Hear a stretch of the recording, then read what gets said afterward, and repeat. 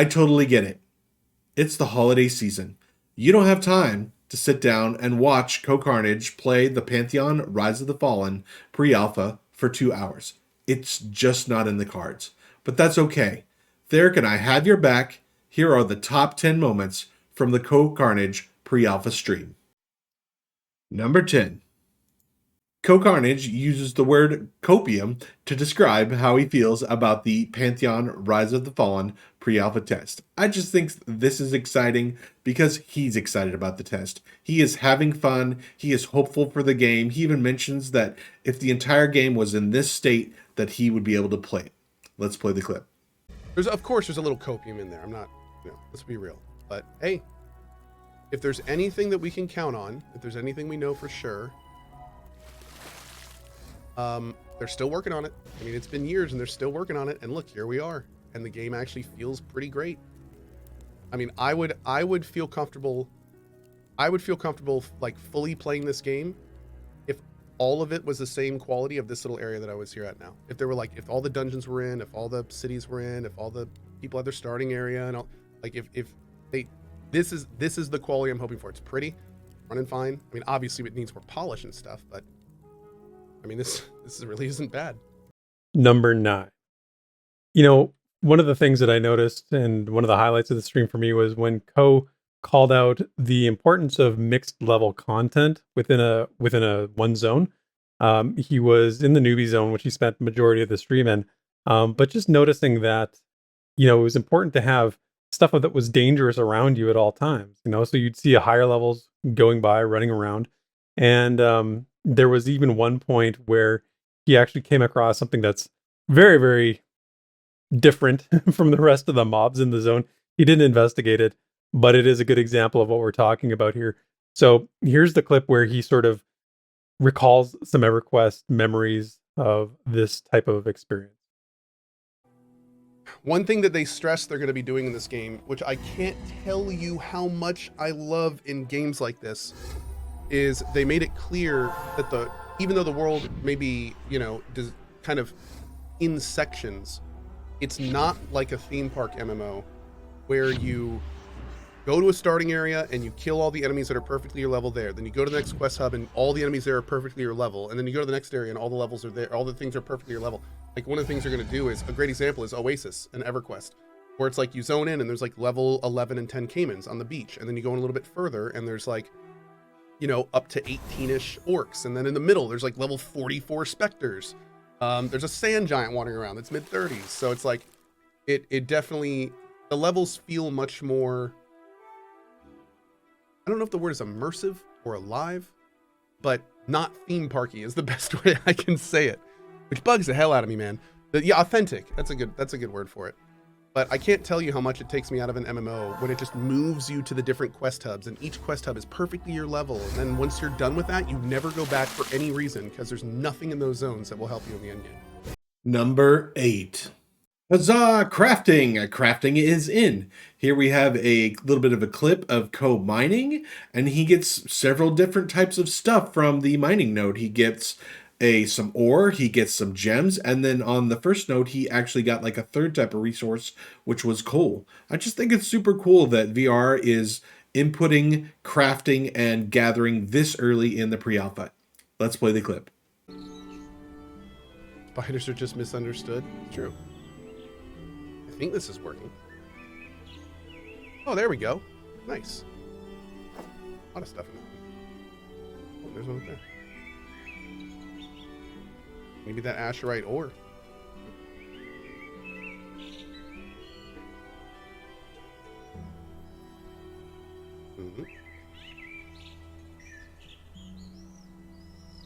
Dragging it rest. Hell yeah, buddy. No mining sounds yet? Yeah, probably not. Mining sim, you got it. Tink. Tink. Tink. Tink. Tink. Are you immersed? Is this immersing you? Number 7. Global chat lives. It was interesting to me because Cohh actually commented on how he was using global chat to find things and to get information. And we tend to like dismiss global chat these days. We tend to think of it as like a relic of the past. Like everybody just turns it off automatically. And he did it. He used it a couple times. He used it, to find a group. And he was like, he noticed it right away. Like, ooh, people are using this to find groups. And there was another part where he was asking about the guild master for the cleric that he had started. He wanted to know, like, is there a equivalent from the monk that he had played earlier on the cleric side of things that would give him a quest to go out and explore some stuff. And so he asked global chat. So basically, I just thought it was nice to see, something that kind of gets has become a meme status take a little bit of a front seat again in Pantheon world. I can't tell you how cool it is looking in OOC and being like Goblin Cave Group looking for more 4+, 4DL LFG. It's like actual people using public channels to find groups. All right, let's get resting, and then I think we're gonna try a snake. Number 6. Darkness. You merely adopted the dark, but I was born into it. I love darkness, and it's so cool. And Pantheon, darkness is serious, as Cohh points out. Let's roll the clip. Yeah, dark in this game is dark. It's not really messing around. Need to find a torch? Would be nice. Yeah, I remember in one of our dungeon looks earlier, we had a torch and it really lit up the area. It looks like there's a passive light that everyone gets. You have a lantern. Yeah. Are those the same spell effect sounds from EQ? A lot of them are very similar. Number 5. Now, this one was pretty easy, and it's a pretty short little thing. But having a map in MMOs has become automatic. Our brains are wired to now press the M key, pull up a map. And in the Pantheon pre-alpha that Cohh just showed, there's no map. There's no M. Pushing M does nothing. So I thought it was fun when he noticed this, and I think it's a funny little clip. I'm ready, bro. Good to see you again in the last 3 seconds. I trust that you're ready to learn more of the 5 gates. First, I love it. The first step on that path is to earn a headband of our order. The headband symbolizes your focus and dedication to your journey. I will award a white headband to those who venture into the undead ruins to the southwest and return with a necrolescent crystal. These dark crystals can be found growing around the center of the ruins. May you succeed. Okay. So, what kind of information? Do we have a map? We don't have a map. Do we? We have macros, journal, abilities, inventory, and settings. No, we don't have a map. Nice. You said southeast, right? These are ruins? Okay, let's look at our map, or our journal. Master Soon will award you with a white headband if you can retrieve the necrolescent crystals from the undead ruins in the southwest. Well, I'm glad I checked. Number 4. This next clip is what I like to call the Cohh Smackdown. Cohh has a reply for someone in his chat that kind of got on a new person for seemingly a simple question. But it's a good reminder for us in the community, the old guard, who've been around for a while. There's going to be a lot of new people checking out Pantheon Rise of the Fallen, and they're going to be asking questions that may seem simple to us. We need to be nice or, quote, be cool to them, because we want lots of people to play Pantheon Rise of the Fallen. It's an MMORPG. The more people that play, the more fun it is. So make sure to be cool. Let's play the clip. It's very old school? Yes. This is like a classic style MMO. Yep. Hey, by the way, okay. Nibby22 says, this looks very old school. And then somebody replied, no shit, Sherlock. All right. Here's the thing. Let's keep in mind that a lot of people don't know what Pantheon is. A lot of people have never seen it before. So imagine if you don't know either of those and drop into a channel playing it and say, this looks old school, and then somebody says that to you. Like, that's kind of like pretty toxic, man. Be cool. Yeah, just tell them what it is. Tell them it's supposed to be old school. And maybe they'll be like, oh, that's cool. Or maybe they'll be like, I don't like old school, go somewhere else. But having somebody like comment on the game, even if it's negative, and then no shit, Sherlock, exactly. Yeah, just be cool. Don't need to chase people away for being critical. Number 3. One of the things about a game in pre-alpha is that there's a lot of missing stuff that is not intuitive. And one of those I think Cohh pointed out was the readiness when he was on his monk, trying to figure out what exactly readiness did and how it worked. And there was no obvious way of determining that. He was pretty confused for a while, and understandably. I think it's the readiness concept is new and not something that we see in a lot of other MMOs, if we have ever seen it. And I think it's fair that he needed a little help to figure out what exactly it was, how he accumulated it, how it was spent, what the cadence was of using it and spending it.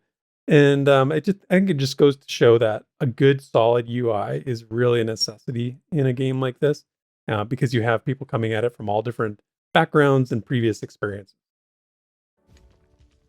Oh, not enough readiness. Is this readiness? What is readiness? It takes 1,000 readiness. Oh, interesting. So that's why I can't do it. So readiness, maybe I get it in combat? Oh yeah, there it goes.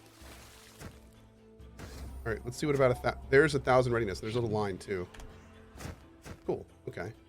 That's why I can't open with it. There was a confusion there. Number 2. MMOs should be about playing with other people. A world. People around you all the time. In this situation, Cohh gets a skeleton on him that's more powerful than he is and he can't kill it. So he asks for help from the community around him and he gets saved. It's a really cool clip. Let's play it. Oh, Jesus. Oh, Jesus. Hey, Tsunami, you want to help? Oh, God. Help! There we go.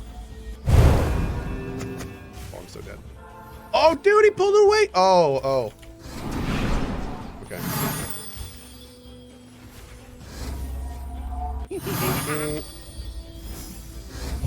Thanks, y'all. That was very nice of them.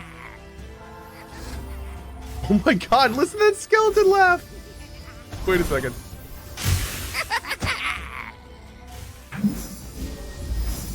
Let's get KS? Dude, these guys just saved me. Number 1. So poor Cohh, he got lost a lot, and I thought it was really interesting because he made a sarcastic statement, and you'll see it in the clip here. Talking about needing those giant quest markers, and as much as we hate those, it's going to take time for people to adjust to not having markers on the map. The mini map isn't there. There was a lot of times where he was running around and he was distracted in some way, whether it was looking at his stream chat, whether it was, reading something or looking at his phone. Something took his eyes off the screen and he missed the landmark. He missed a turn and didn't go to where he wanted to go. I think that at one point he got so distracted, he ran right into a skeleton, which ended up killing him. And I thought it was pretty interesting to see how people are going to adjust their mindsets, their gaming styles to accommodate a game that you can't really look away from the keyboard or from the screen, and you have to stay engaged almost at all times, whether that's in combat or just traveling around. So I think this clip demonstrates it pretty well. Man, they should really have like some giant yellow arrow pointing directly at what I need to interact with. This whole like running around not sure where I'm supposed to be going is really exhausting, and frankly I don't have time for this. Maybe I could have a map with a big red target right on it on where I'm supposed to go. You think I'm supposed to, but I mean, seriously, this is ridiculous. A skeleton just came down from up there, so maybe it's up there somewhere. And that's our top 10 moments from the Cohh pre-alpha Pantheon stream. I think we would both agree that it was a fun time. It was a good experience. The game showed well, and Cohh is an excellent ambassador for this game and really did a good job of representing things that people should expect and the new player experience. But what did you think? What are your top 10 moments? What are your top 3 moments? Did you think it showed well? And what would you want to see in a future upcoming stream from Cohh or anybody else? Anyway, thanks for watching. See you later.